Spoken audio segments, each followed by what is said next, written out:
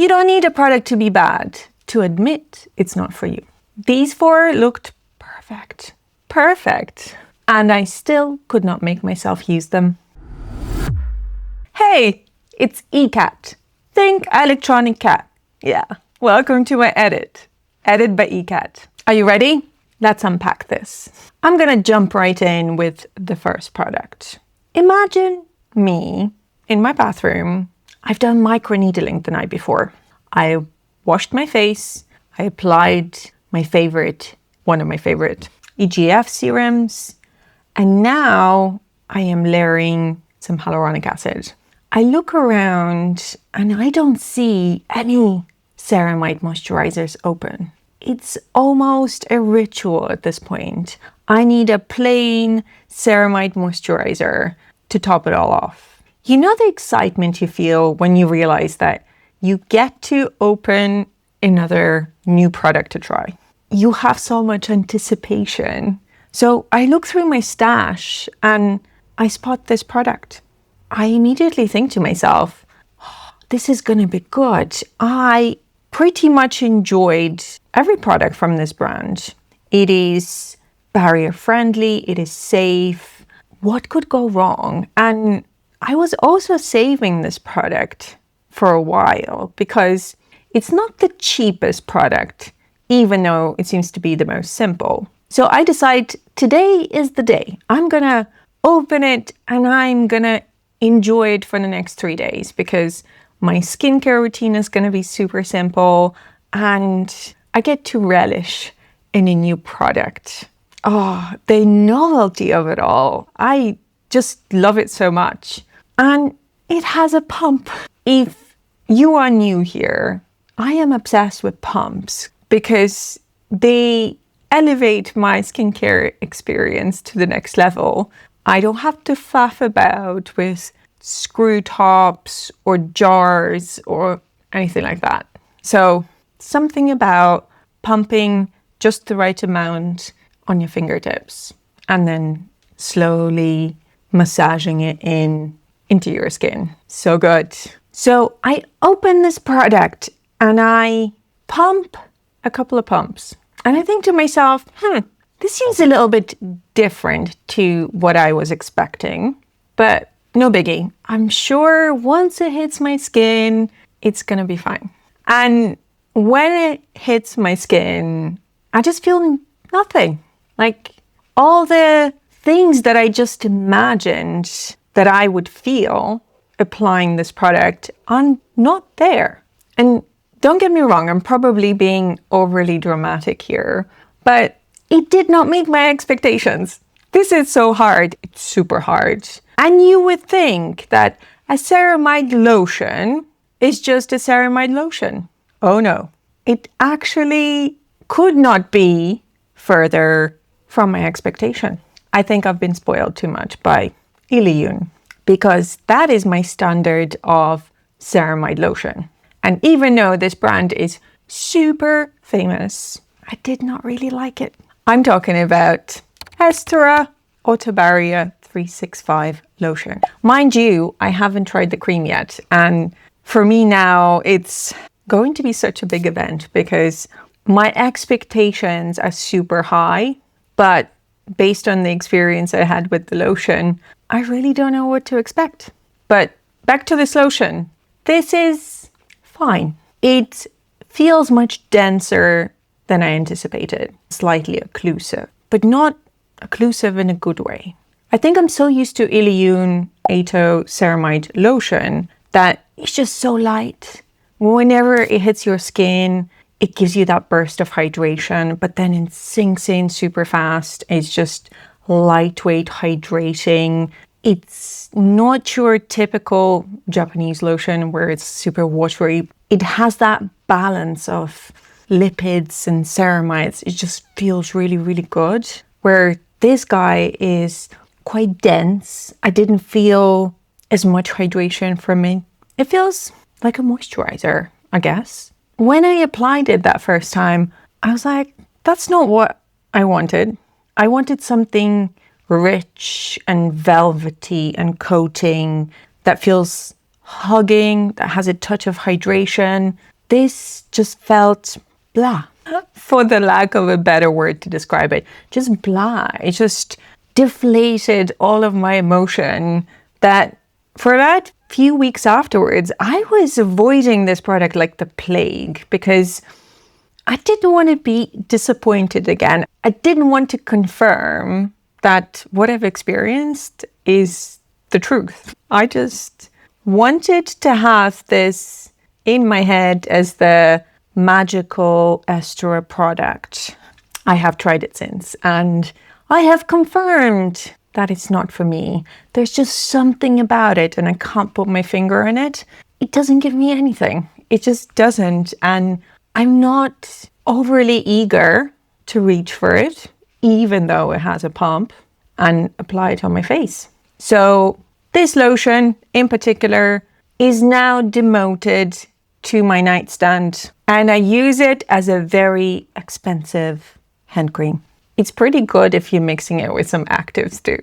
So my hands are being pampered, but not my face. It's not a bad product and I'm sure a lot of people like it, but I was expecting some va-va-voom. I almost expected it to top my favorite just because so many people say that the cream is really, really good. So I expected the same thing from the lotion, but unfortunately it didn't work out. Are you ready for the next one? Make sure to hit subscribe. I'll wait. Okay, the next product we talked about in the comments. Some of you might remember the fiasco with Numbuzin No. 2 PDRN serum. The pretty pink jelly serum in a pump packaging that I struggled with. I don't even know for how long. And in the end, I had to admit to myself that I don't have to finish a product if I don't like it. The disappointment I felt. Then one of you reminded me that there is another PDRN serum in a pump bottle. Immediately, when I realized that I actually have one in my stash, I was overjoyed. I get to try another PDRN serum. The excitement of trying something new. You'll see a theme here. I reached for it without thinking. It is from a brand I love. Once again, I can't remember any products that I didn't like from this brand. So a thought has never crossed my mind that the product might not be for me. This time I didn't have any expectations. I knew that it had PDRN, it had a pump, and it had azelaic acid. I was sold. I was sure I was going to love it. And of course it is. The Haruharu Wonder Rose PDRN Soothing Serum. Now make sure not to mix it up with the other serum that has almost identical packaging. It literally has a slightly darker shade of red and it contains retinol. Don't get me wrong. I love the other serum, but this one, it's supposed to be this lightweight, quite thin, hydrating gel formula. And it is, but there's just something about it. When you apply it on your skin, it feels hydrating and then it settles into this super thin, occlusive layer. It gives your face that subtle, healthy glow, not shiny, more like a touch of gloss. And then I just feel it there. It's just there. It doesn't go away, it doesn't sink in. And I'm like, oh, what's going on? I'm sure I applied it fine and then I already put some cream on or makeup on and it just keeps reminding me of itself. I'm like, oh yeah, I applied that serum this morning. That's what it is. I can kind of feel its presence throughout the day. And I don't know. I tried perhaps prepping my skin really well, thinking maybe it would be better that way. Maybe then it will dissipate into nothingness and all is going to be well. No. Then I thought maybe I should apply it on a dry face. Yeah, this must be it. Nope, not working. something with me and certain gel formulas. They just feel ever so slightly suffocating. It's very nice. It's very elegant, but not something I gravitated towards. And it just sat on my shelf, and I remember looking at the packaging. Oh my God, the packaging is gorgeous. It looks so beautiful. You just look at it and your heart sings. You kind of go, this is so cute and pretty, but I don't want to pick it up and I don't want to apply it on my face. I probably have another one somewhere just because I was so sure that I'm going to go through this one at the speed of light. But now I reckon this is going to be my neck and chest serum, something like this. Just because it's not really a texture that I'm going to apply on my hands. So yeah, this is going to be an interesting one. So watch out for it in my empties. For the next product, I have to admit that it was my fault. It was my fault because I listened to its description and I imagined this use. And the key word here that I imagined, I kind of had this intention in mind, but when I tried it, I was at a loss. I was like, that's not it. And I don't really know how to use this product otherwise. It was described as this unique texture, this lightweight and breathable formulation. It was framed as an alternative to people who don't like slugging. And being a curious person that I am, I still want to understand why people are so attracted to slugging. My skin just cannot handle it. I just cannot put anything thick on my skin. I feel like, oh, I just want to take it off. It's so occlusive, heavy, suffocating. So when somebody mentioned that I can use this product as slugging, that I can use this product instead of a traditional ointment, I jumped at the chance. And the product I'm talking about, I picked up in the US. And it's by one of my favorite brands. It's from Prequel. It's their Skin Utility Gel. I almost never use any skin protectants. I don't think it's a category that I'm familiar with at all. If you try to describe to me what it is, it just doesn't compute. It's not something I'm used to. I'm like, skin protectant? What? So what I imagined when I saw this was a light, hydrating, breathable layer that then dried down and perhaps formed a slightly occlusive layer, but still pretty lightweight. So you can use it as the last step of your skincare routine. And the first night I applied this, what happened is I obviously put all of my layers on, and there's quite a lot, and then a layer of this. But what happens is it's 20% glycerin. So it kind of needs to be worked in. It doesn't really dry. It still stays pretty hydrating. So I kind of had this layer of gel, which wasn't setting down in any way, still on top of my skin. And I waited until it really got to me and I had to wipe it off my face before I went to bed. Otherwise, it was going to be all over my pillow. So since then, I tried to invent a bunch of uses for it. And it's nice, but it cannot be used in a way that I wanted to use it. It's a nice moisturizer. It is a skin protectant in a way that if I have a slightly damaged barrier, this is going to give it the hydration and the protection. It will kind of sink in quite nicely. In fact, I think it's quite nice before your sunscreen. But then again, I don't really like it. It's not the use that I intended it for. Later, I found a product that fulfilled my need.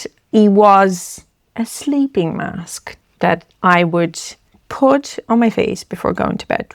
The other product, if you're wondering, is the Mary and May sleeping mask. In fact, it is a very clear gel. When you apply it, it gives you that burst of hydration, and then it sets down in this super thin occlusive layer. Exactly what I was looking for. So when I found that, I was like, this product is pretty much redundant in my collection. So yeah, it's not the product, it was me. I just put this expectation on it that it couldn't fulfill. I think if I was in the same situation again, I would probably do the same thing. Just because I'm curious, and it is a very unique product. Are you ready for the pièce de résistance? And by that, I mean my biggest disappointment. I bought this product several times. And by that, I mean I stocked up. I stocked up because I was convinced it did not even occur to me. The possibility did not exist in this world, in my head or for anyone else, to actually expect that I won't like this product. Once again, it's one of my favorite brands. I don't think I can find a single product that I don't like from them. Yes, they do have my allergens in their cleansing oils, but I just don't buy them. So that's okay. But this product had the right packaging, the right ingredients list, the right premise. I could not wait to open it and use it. I've used a toner from the same line, and I'm planning to try the cream. And I was like, it's so gentle, nourishing, barrier loving, hydrating. No chance in hell that this is not going to work out. Famous last words. You'll see a theme here. It's from Round Lab. It's their Soybean Nourishing Serum. I love this line. I love Round Lab. Their formulas are just so gentle and everything is just so nice. So nice. It suits my skin so well that I just stock up on their products without thinking. I'm like, I am going to love this. And it has a pump. Need I say more? This product was kind of made for me. What attracted me to this product in particular is a bunch of ceramides in there. I'm like, it is lightweight, hydrating, nourishing. It's going to be amazing for my barrier. I open this up and it just doesn't sink in. It just sits on top of my skin and that's it. I don't feel anything. I don't feel any hydration. I don't feel any nourishment. I feel just a film, a really dense and occlusive film on top of my skin. Once again, when I apply it for the first time, my brain goes into overdrive. I'm like, this can't be.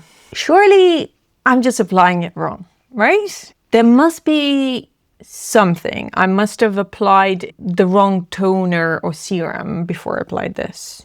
So I try a different combination, same result. Maybe I should just apply this first. And then whatever I apply afterwards is going to make it better. Nope. Okay.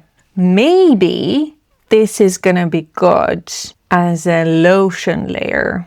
So I apply all of my lightweight hydrating toners and serums first, and then I apply this. Oh no. At this point, I think I have to give up. I have to go through how many stages of grief you need to go through? I was in denial and then I had to go and move through all the other ones. Well, this is sitting on the shelf and I look at it every single day when I do my skincare. And at the same time, I look at it and my brain keeps going. It's like, what else can I do? How else should I make my skincare routine fit around this product? And this is the moment where I catch myself. Because once I start inventing ways to use a skincare product, this is definitely the moment that I need to admit to myself that we need to break up. We are not made for each other and it's time to say goodbye. Don't get me wrong, this is such a good product and it's by my favorite brand, but it just doesn't suit me. I think not enjoying a product is good enough reason to stop using it. You'll have to tell me if any of these products are your favorites, because that will make me feel better. And also, tell me in the comments, what is going to be the next product that you're going to stop using because it's no longer fun? You're just not enjoying it. And that's okay, because skincare is fun. It's okay to enjoy skincare. I always can't wait to try something new. And if you love skincare that feels fun, with lots of steps and zero regrets, then hit subscribe and come back and hang out with me again. But don't go just yet. If you still got some time, I hope you stay and watch this next video. I'll see you again soon.